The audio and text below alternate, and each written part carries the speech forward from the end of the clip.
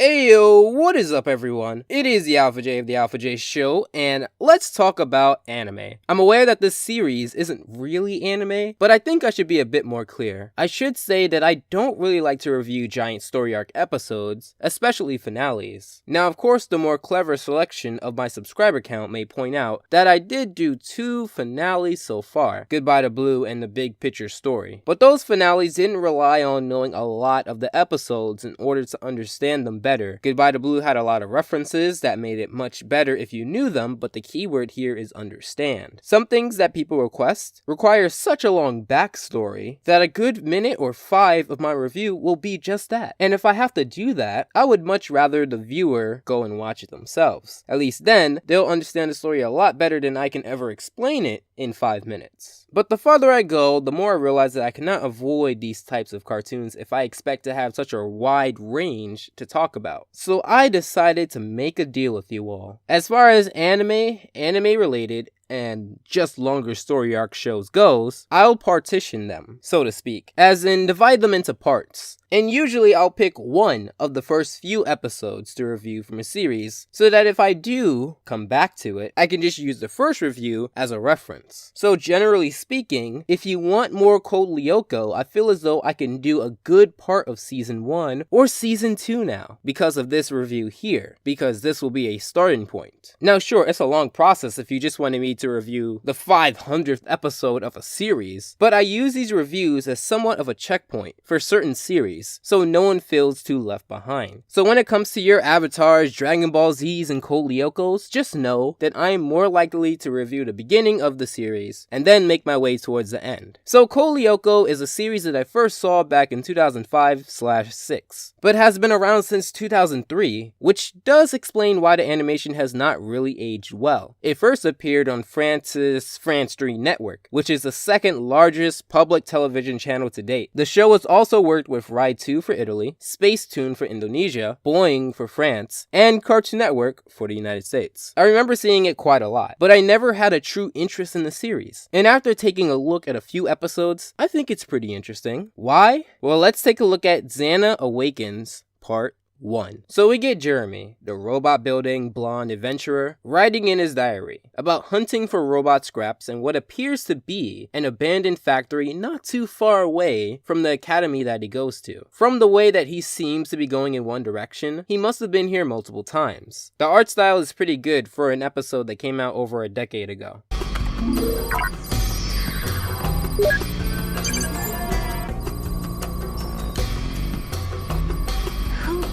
Who are you? Where am I?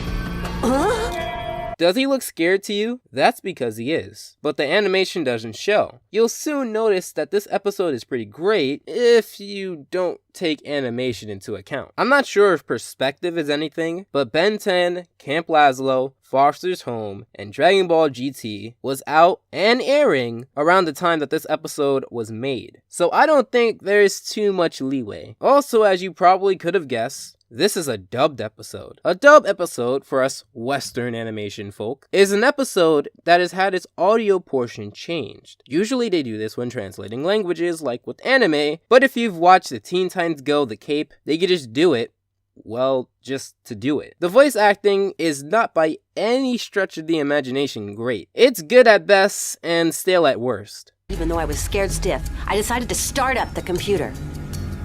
I hope I'm not gonna regret this in a minute. Okay, go!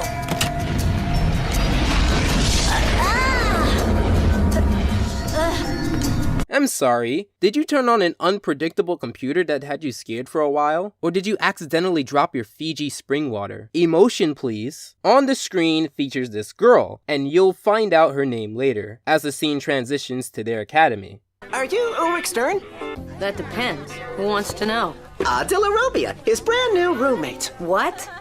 I'm new at the academy, and the principal told me to move in with you. Latch on to me sounds more like it. You see this guy? I'm gonna put a counter. Every time this kid does something you're monster drink loving, super skinny jeans wearing, messy haired, tattoos and piercings gluttoned, if they were a Pokemon their name would be, you don't understand me looking, 14-year-old pain in the butt down the street that hates everyone but cries that they don't have any friends, I will put a point there. So this purpled haired young boy is new to the school, so they gave him this bundle of joy to bunk with.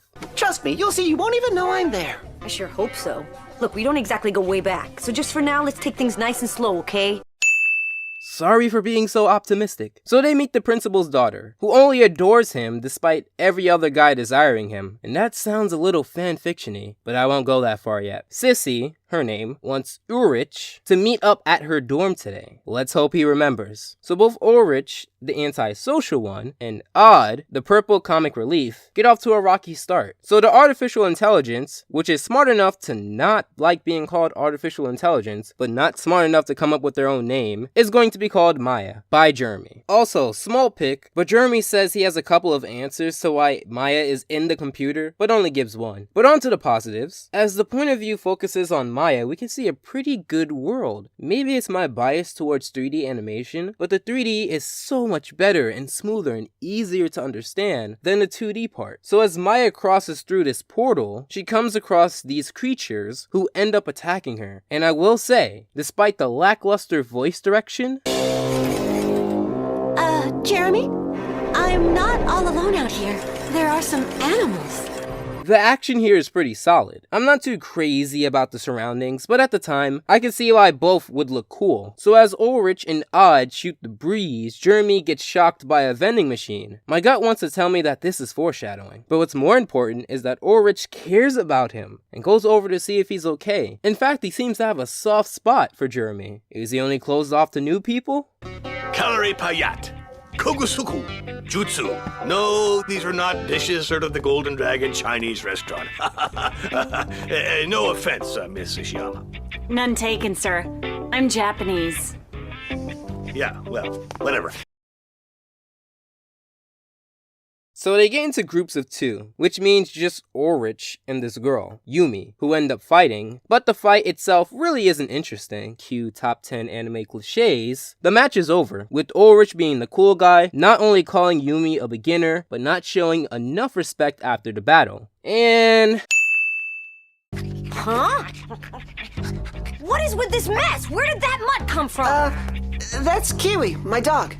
I mean, look at this. My CDs, my clothes, he's trashed everything and— No, he didn't. He only trashed your stuff. I like the art style and the direction it takes, but they want to make certain things look more than it actually is. The same way Maya was in this code world, when in all honesty it looks like a blue cylinder with some code flying around it. This room is only messy in one general area. I'm sure they could have taken a few more assets and spread them around the room, but that's just a small personal pick at it. So Ulrich decides to tell the principal, and I'm personally surprised he didn't punt the dog Randy Orton style, and ends up hearing someone in distress. This person just so happens to be the same person who earlier was attacked by a vending machine, who just so happens to be the person who interacted with the supercomputer. Your little friends are kind of aggressive. Maybe you should check their settings. I had nothing to do with it. They just attacked me all of a sudden. He lost me. Do you mind explaining? Yeah, simple sentences confuse me too. Come on, tell me. Maybe I can be of some help. I'm not leaving this room until I know what's up. Okay. You're on a roll lately. So we get some interaction between Ulrich and Jeremie. I do like how they're showing the main protagonists around different environments very frequently. It really does help develop the characters out. And I also like the design of the factory the most so far. It's actually a supercomputer. It's ultra powerful. And while I was examining it, I found out that it runs a virtual universe called Lyoko. You know what, Belpois? This morning's electric shock fried your brain.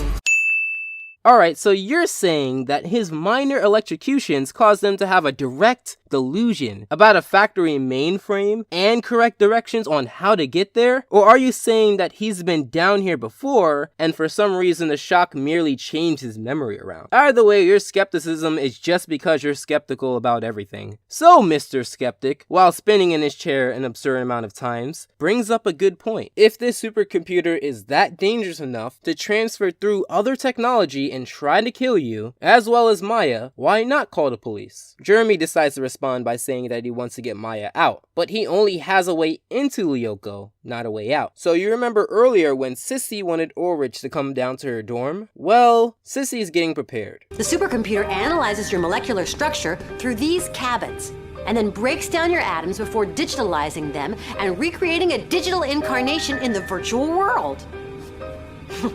In English.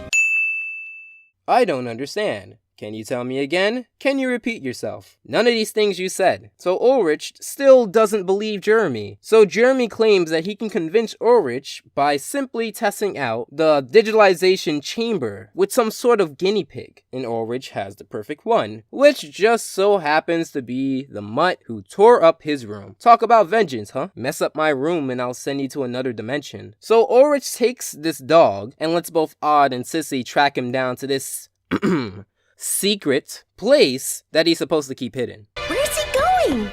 I'm sure there's another girl behind all this. No, look, it's not a girl, it's Kiwi, my dog. Huh? I'll admit, that was some pretty good dirty humor. They do spread out their jokes a bit and focus a lot more on the story. So the jokes that they do tell, usually, are pretty good. Ulrich puts the mutt in the machine and the others find the factory. Whatever happened to keeping a secret there? I almost want to give you a point just for your clumsiness, but I won't. So Odd gets teleported back to that world that Maya was in and becomes a cat. I'm assuming because he's very curious. I guess the design for it looks okay. I say Odd looks better in 2D than 3D, but Ulrich on the other hand looks way better in 3D than 2D. So it isn't across the board. So in the process of Odd exploring and somehow getting caught by the creatures that attack automatically, Jeremie sends in Ulrich to help. And before you storm to the comment section to criticize how I'm bashing Ulrich, keep in mind, my counter was for comedic purposes, and he's been improving a lot lately. When Ulrich is digitalized, he becomes a ninja or something of the sort, and at the same time, the creatures that attacked Odd are suddenly forgotten about. Jeremie says he's gonna set in coordinates on where Maya is before the supercomputer turns meta and attack people outside of the simulation as well. I do like how they set up roadblocks regularly. It really does make the later win seem like something. So since Sissi and Jeremie are occupied, Odd and Ulrich enter the same pod that Maya was last seen in. We get this pretty great action sequence that happens both in the real world and the digital world. They act as if they don't know what to do next, which adds not only the obvious realism, but this element of what would I do if I were there. Also, it helps that the small bit of character development that Ulrich went without Odd, Jeremie, or Sissi was the martial arts practice. Although I'm not too sure if that involves using swords so early, but I won't question it too deeply. Odd and Ulrich do get defeated in the end, but right after Ulrich finds out how to defeat these creatures. It also turns out that Ulrich and Odd both get sent back to the real world if they die in the digital one. So naturally, Odd, Ulrich help Jeremie, Maya, and Odd's dog fight off the real life monster. It works the second time. I told you that by the end of the day you wouldn't be able to do without me.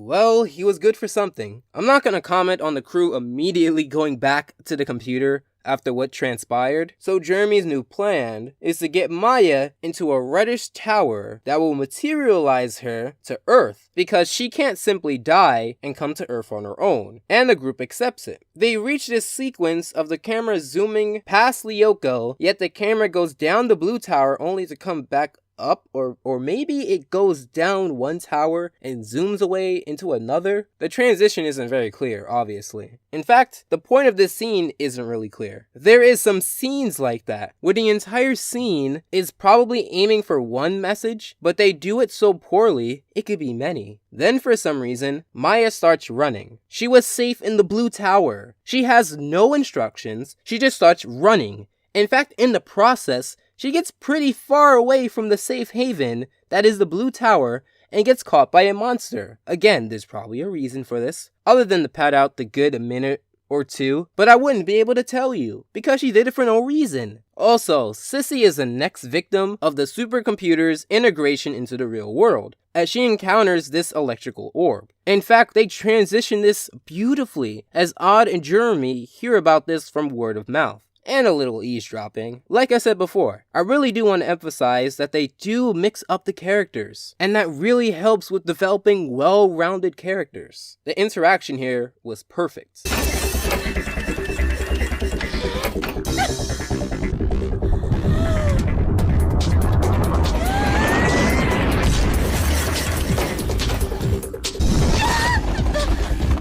Jeremie? Are you there? Answer me. I'm not sure how far my criticism here can go, but if you didn't hear Jeremie when you ran out for no reason, and you didn't hear Jeremie when you continued on your path, and you don't hear him now, it's safe to say that he's not here, and you kind of ran out for no reason at all, with no one there to help and no one there to guide you. Again, they gave us no motivation for her actions. They're also starting to overuse these tracking shots. It's starting to get a little fillery, padding out the timey. So they continue to build up this Yumi and Ulrich maybe rivalry, maybe romance storyline. Really significant here. What is significant is that the electrical virus that is spreading around the school gets Ulrich's attention. Everyone, minus Sissi, who was in the school's first aid, meets up over the phone, and Yumi, who has had no part in this at all, decides that she wants to be a part of this because she has no friends. Hooray for antisocial behavior. Then we get back to Miss I'm going to run without a destination but call for help without thinking about the consequences. You should probably get a shorter name. So we get to this somewhat climax where the initial crew is at the supercomputer again, because they simply cannot hold this off for any longer. It is not explained why the orb came to life, it's just there because they needed a climax. Sure, they may have explained this in the future or in a past episode, but not in this episode. Maya, can you hear me? Maya? Jeremie, I'm being chased by monsters. Why did you leave the tower before we got there? Are you crazy? I heard some strange pulsations. I wanted to see what they were. You heard noises outside, the same place with the monsters, and you went anyway. Turn off the supercomputer. You must have electrocuted yourself with your hairdryer. Oh no, it wasn't me. It was that super whatchamacallit of Jeremie's at the factory. Jeremie Belpois found this gigantic computer inside the abandoned factory. They used it to go into this other world where these monsters shoot lightning. Well, I guess keeping this a secret went right out the window. So this electric monster seems to be heading in Jeremie's direction, right as Sissi and her dad and the incompetent coach are. In the process, Ulrich, Yumi, and Odd all rescue Maya at the last minute. The action here is very nice. I do like how the crew don't act like a unit just yet. They have their own individual reactions, and it seems to add to this whole amateur approach that everyone has. I personally like how Yumi fits in like a glove, yet she's still pretty skeptical. The action really comes to its highest potential here, when Maya gets off her lazy butt and actually does something helpful in this situation. In the process, that electrical orb that Jeremie seemed to blow off in the beginning attacks him. Who knew? Except the audience. I think this was supposed to be dramatic irony, but it's so inconsistent with how Jeremie reacted. I'm not too sure. One day he notices the wires and freaks out. Then next he notices the orb in the factory and doesn't connect the dots. I guess you can maybe say that in times of tense moments, you don't think in that way. And I say, he's a pretty smart guy. People are usually alert when not in immediate danger, but passive danger, which Jeremie was. He was sitting not in any immediate danger, so Odd and Ulrich seem to die before Yumi tells Maya to make a run for it, and she distracts the final monster. In the process, the principal and incompetent coach enter the factory that Sissi directed them to. Jeremie is on the floor, presumably dead from the way they didn't animate him, and the incompetent coach incompetently electrocutes himself in an incompetent way, just so that you don't forget that he's incompetent. Sissi! Ulrich! Oh! You swore to us you wouldn't tell. Huh? I came here to save you, Ulrich! And what's this Chinese girl doing here, huh? I am Japanese. And I'm moving on. I think we ought to alert the authorities right away. Me too, Jim. It's much too dangerous. I told you so, didn't You're I? nothing but a rotten traitor. No more than you are, Ulrich, darling. The only thing he didn't really promise you, that you thought he promised you, was to see him at your dorm. Get over yourself. What do you think you're doing? I'm launching a new program. With a little luck, it'll work. What kind of program? Return to the past now! Yeah! So because Jeremie wasn't digitalized, he doesn't remember anything, but since Maya was never in the real world, she remembers everything. That's a pretty complex code for something you wrote in 8 seconds. But no, Jeremie doesn't know that any of the following existed, and I'm assuming neither does anyone else. So Sissi ends up being the annoying one who never really materialized in Lyoko, and the others promise to help Jeremie out with his endeavors with Aelita. And this is the Code Lyoko prequel that started it all. Code Lyoko is deemed a great cartoon, and I agree, this prequel does a pretty good job at explaining why. The prequel shines with its brilliant control of pacing and keeping interest, as well as its 3D animation. However, the 2D animation, even for its time, is pretty bad compared to its peers. I'm going to excuse the lip syncing because this is a dub, but the lips don't even seem to move half the time. This prequel comes after the second season. You'd think they'd have at least some form of a budget for this. Although they set up the characters beautifully, the story is half of the battle. The visuals were lackluster at times, and the cinematography could have been improved greatly. Guys, there's more shots out there than the one you used about 400 times. Overall, the prequel is still worth checking out, but the show has dated terribly. So if you want a trip back to 2006 or 2000, check it out. Just for the 3D animation, great characters, solid story, and the origin of Lyoko. Thank you so much for watching, guys. I had a lot of fun doing this, and like I said before, let me know what you think in the comments below about me reviewing anime or story arc episodes of a particular series. And also feel free to go to my request page and leave a request there. So join me next time when I do the Q&A video and a few top 10 lists. I think you will be very excited to check that out. And also remember that I have a Twitter, follow me at The Alpha J Show, and I have a public Discord. And I'm there quite a bit. As always, I hope your time was well spent. And Alpha out.